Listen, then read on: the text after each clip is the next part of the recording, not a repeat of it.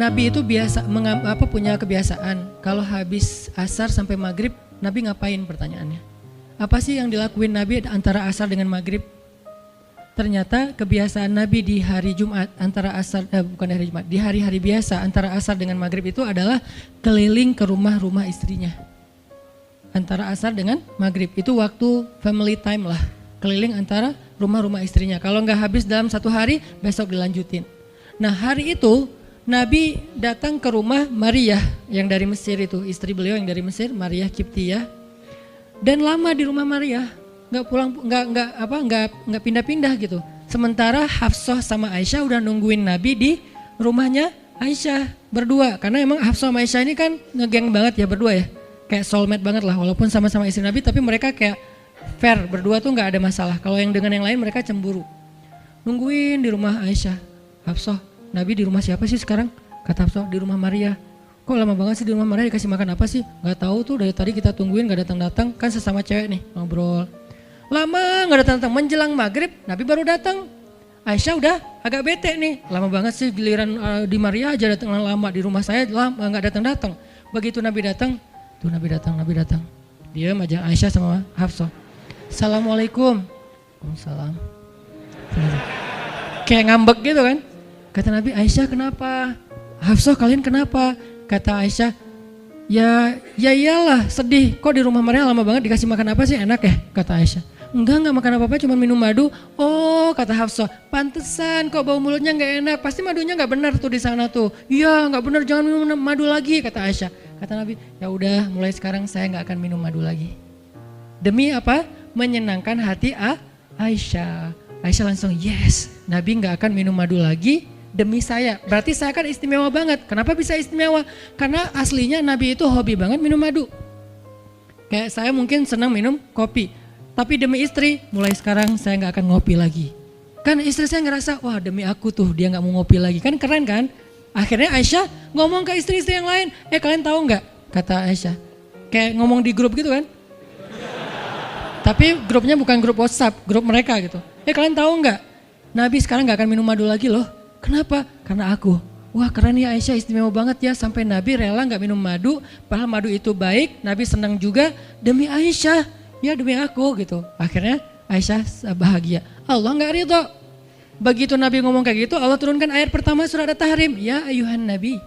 Jibril langsung turun. Ya Rasulullah ada pesan. Ada pesan tuh dari Allah. Kata Rasulullah, pesan apa Jibril? Nih, ya ayuhan Nabi, lima tuharrimu ma ahallallahu lak tabtaghi mardhata azwajik. Kenapa engkau mengharamkan apa yang Allah sudah halalkan bagimu? Hanya pengen menyenangkan hati istrimu, wahai Rasul?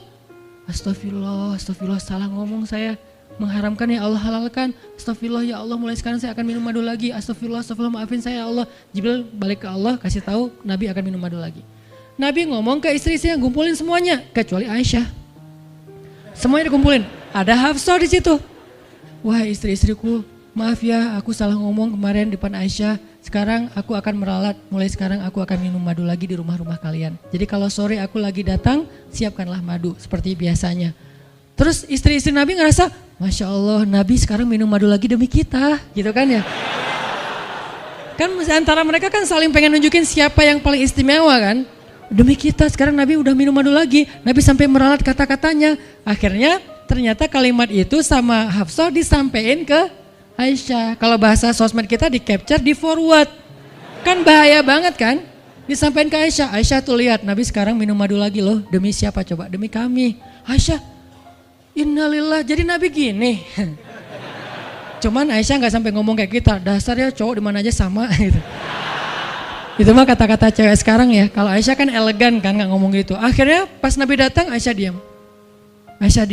Kata Nabi, Aisyah kenapa? Oh jadi gitu, di belakang ternyata sekarang minum madu lagi. Hah? Nabi langsung datangin sama Jibril. Rasulullah tahu gak kenapa mereka rame-rame sekarang? Siapa yang ngasih tahu nih ke Aisyah? Jibril ternyata jadi penengah. Makanya jangan macam-macam deh sama Nabi. Ada Jibril, ada Allah kan. Susah gitu membuat rahasia. Tahu nggak Rasulullah kenapa Aisyah ngambek? Kenapa wahai Jibril? Gara-gara Hafsah ngebocorin rahasia Nabi kepada Aisyah. Oh ini kerjaan Hafsah kata Nabi. Oke, Hafsah. Panggil nih Hafsah. Dipanggil Hafsah, kata Nabi Hafsah. kamu udah membocorkan rahasia saya. Ini menurut sebagian tafsir. Memang ada banyak tafsir sih. Salah satu tafsirnya kayak gitu. Hafsah, kamu udah membocorkan rahasia aku. Dan sekarang istri-istri pada ngambek. Istri yang lain juga ikut ngambek sekarang gara-gara Nabi kayak sekali minum madu, sekali nggak minum madu. Yang lain pada diam semuanya. Datang ke rumah Ummu Salamah. Assalamualaikum, Ummu Salamah, waalaikumsalam. Tadi kayaknya aku belum selesai jemuran, dah langsung pergi jemuran. Gak mau ngomong sama Nabi.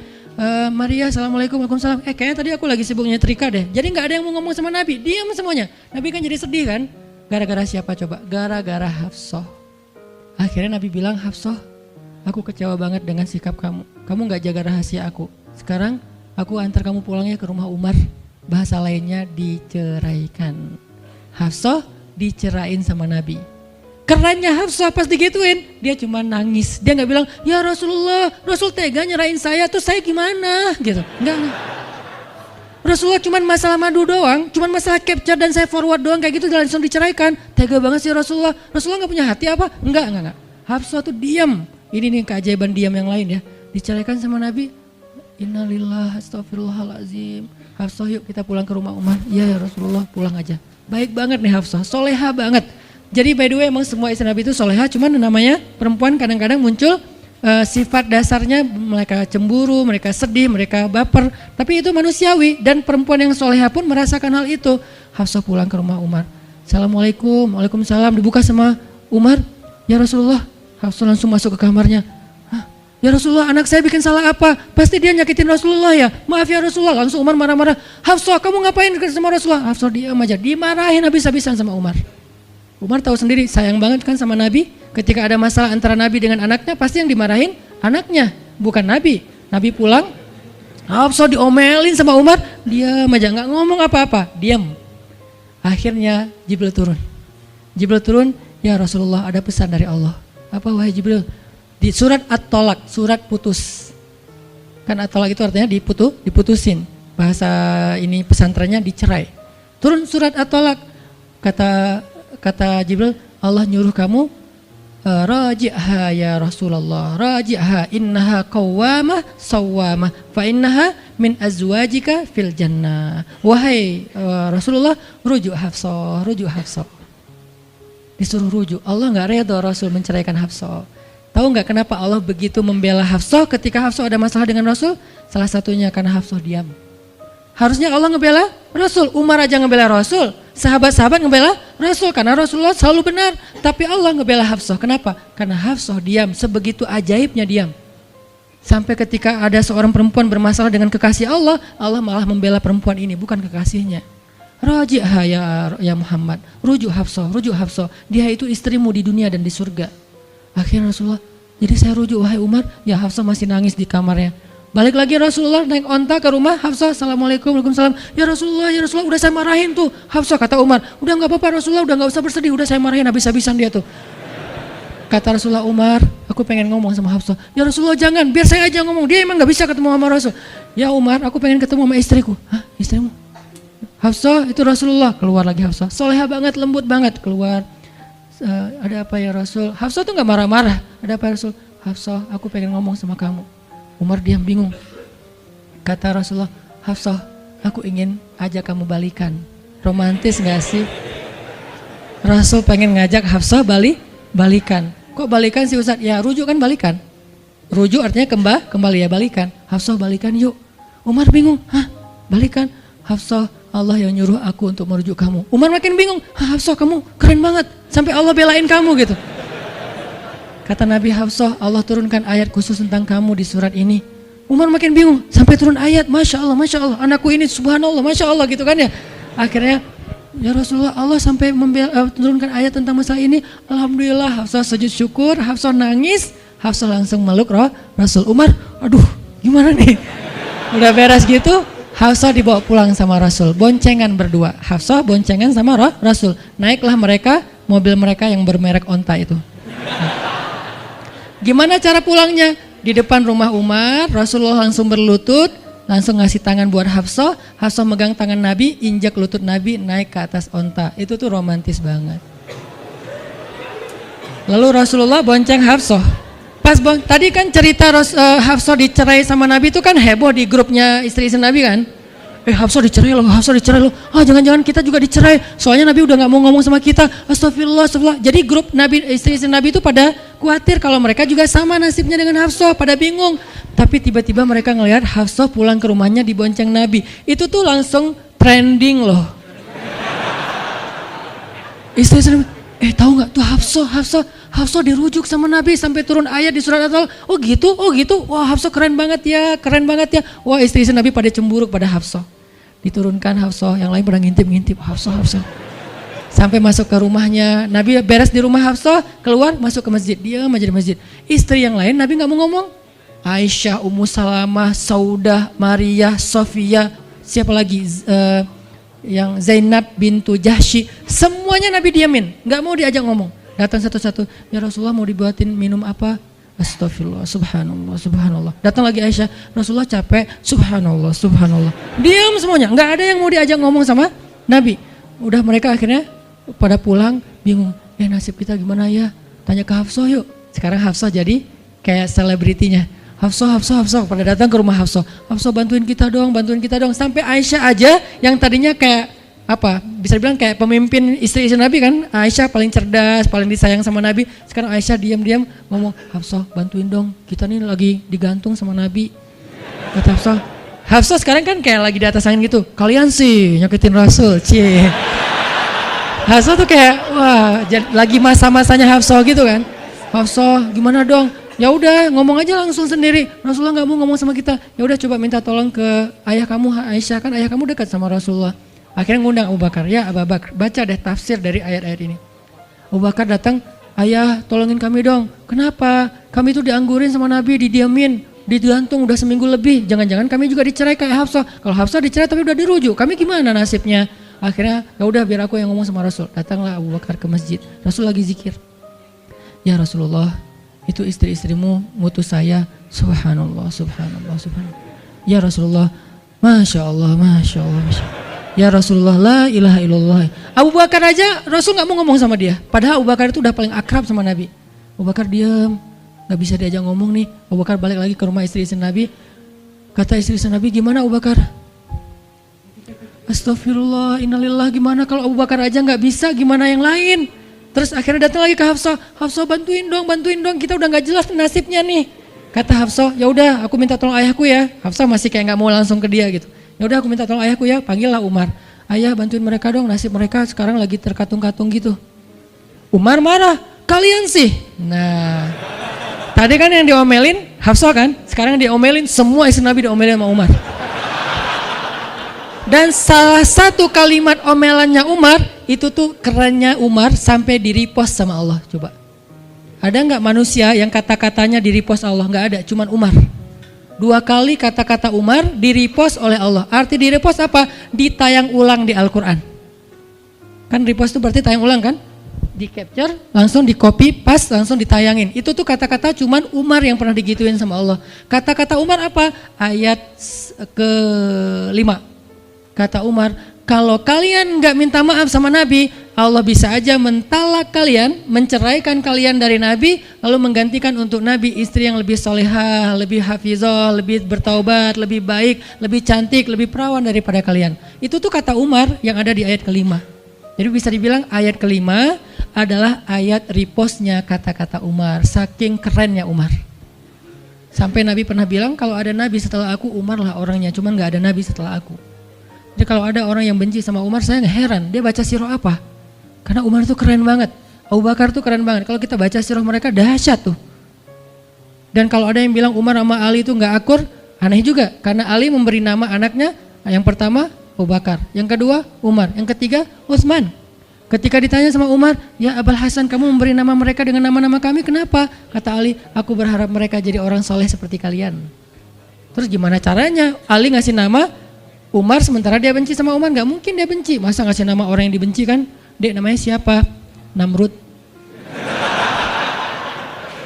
Kok Namrud sih? Kan ayah saya benci banget sama Namrud. Datang lagi, dek namanya siapa? Iblis. Kok iblis sih gitu kan ya? Gak mungkin lah. Ngasih nama anak pasti karena sayang. Kayak saya ngasih nama Aisyah, Maryam, Mutia, Yahya, Ertugrul. Itu karena memang saya ngefans dan ngidolain banget dengan nama-nama ini. Yahya, Ayyash, tiga tokoh di situ. Nabi Yahya, Ayyash sahabat Nabi, dan Yahya Ayyash mujahid Palestina. Jadi 3 tokoh sekaligus. Nabi Yahya saya yang idolain banget supaya Yahya jadi anak kecil yang seperti Nabi Yahya menghafal Quran.